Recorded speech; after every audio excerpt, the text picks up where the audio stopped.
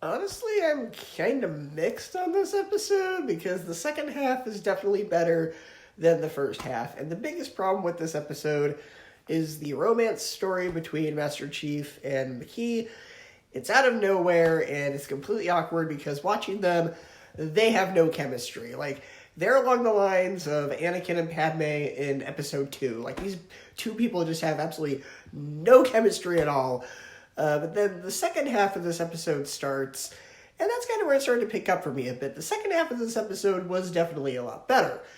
That one girl's partner, she's trying to decode this message, and turns out the voice of the message is McKee. And I know that this idea that they use in this episode is a blatant ripoff of the clones in Star Wars, but I kind of like that they all have these chips inside them, and once they take the chip out, they have one of Master Free Will again, but the other Spartans still have that chip, so they're following Halsey's orders, or they're hunting down Master Chief, or no longer being a perfect soldier. And yeah, again, blatant ripoff of Clone Wars, but that's honestly kind of where the episode started to pick up, because the action in this episode was fun to watch, which is always kind of a solid thing with the show. As little action as there is, when there is action, it's still really fun to watch.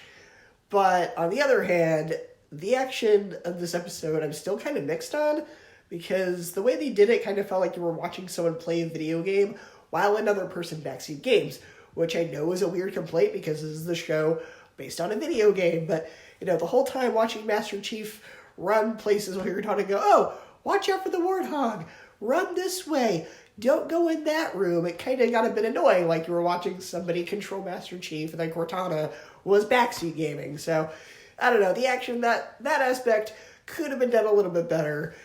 I did like the very end of this episode, though, because it kind of seems like they're trying to give McKee a redemption arc. At least that's where it seems like it's going.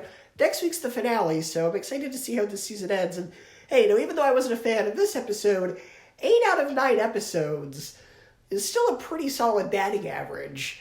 Or I guess 7 out of 8, but assuming episode 9 is good. Now, that's 8 out of 9 episodes, but even then, 7 out of 8 episodes is still a pretty solid batting average. Even though I wasn't the biggest fan of this episode, the show was still pretty solid, so I'm excited to see where it goes next week with the finale.